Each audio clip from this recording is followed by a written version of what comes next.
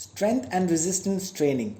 For the ones who love to go to the gym, body weights is a substitute, and you can use alternate weights as free weights at this particular time at home. So if you cannot go out and if you really like to go to the gym, body weights is something that you can use. Of course, you can increase the level of difficulty by slightly tweaking your posture, but remember, you have to consult a professional before you do something which is drastic and can injure you, because all of this can make or break a person. If you are not interested in the gym, you can always do recreational games. And when I mean recreational games, I don't mean competitive sports, but something which is similar. So you can play football,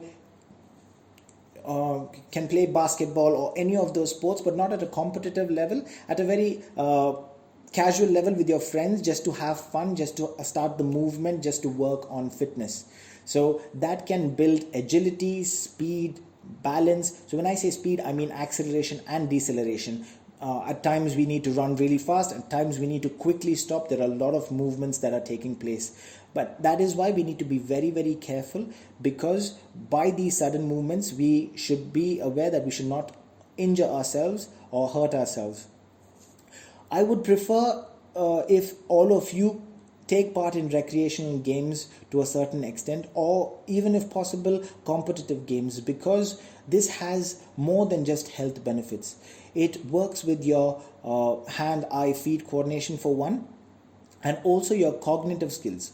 Cognitive is cognition, which means thinking. So it works on decision makings, because you need to make quick decisions. Imagine you're playing table tennis, you don't have much time to think. You need to think quickly in order to make a point, or you need to think quickly in order to do less mistakes. And if you make mistakes, how fast you can learn from them. So all these can also help you managing working in stressful conditions and also working with failures. And it is a learning curve which helps us deal with the failures in our lives, which again we can take as a learning experience. So keep in mind that one should manage all of these above said exercises by respecting the lockdown and safety rules of the place and the country, because our health and safety is before anything. So like Claret ma'am mentioned that I'm in the fitness industry. Many people come to me and say, how do I get quick results? I need six pack in 6 months. Well, even I need six pack in 6 months. However, I wish it was that easy. So I'm going to break down some myths for you. So many people, by saying they need transformation in 6 and 3 months, well, it's possible for the youngsters. It is possible if you are anywhere between 18 to 30 years. And why I say this is because everyone grows till the age of 30. And after the age of 30, you just stop growing. At the age of 30, your bones are completely formed. So whilst you're still growing, any kind of exercise, any kind of workout really helps you get your results quicker than normal. Now, if you are a 25-year-old and if there's somebody who's an 18-year-old, the 18-year-old has a far better advantage compared to you, because they are still younger, their bodies are still forming at a very, very high rate, and that's why they get quick results. Most of the time you see many of the gyms, they say 2 months before, and after 2 months you find the person really in good shape, or you find after 6 months the person in good shape. If you notice, the ones who make drastic changes are all youngsters, and the ones who made quite an amount of change but not that drastic as compared to the youngsters are the ones who are slightly older.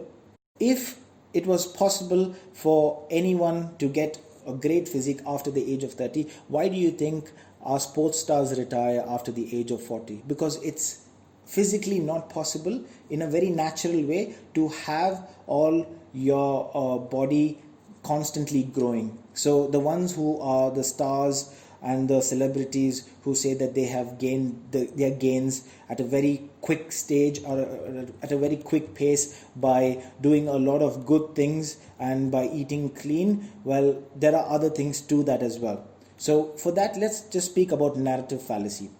False ideas are presented as a form of facts, where many of the icons and famous personalities are vouching by it by saying that it's their personal journey. and the devil is in the details.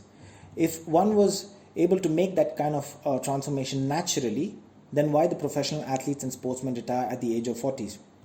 So, advertisements are clearly an example of narrative fallacies where they claim a lot and the entire truth is hidden or conveniently omitted.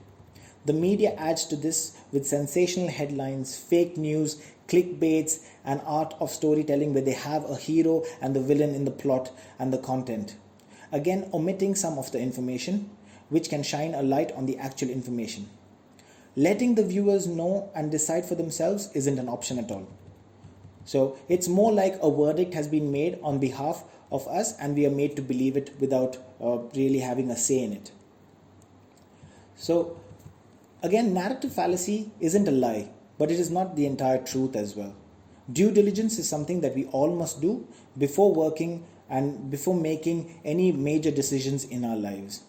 So working out and getting healthy is the key, not packing on big muscles by using products, most of them with tall claims and some of them harming you in the process. Being healthy actually keeps you looking good and young.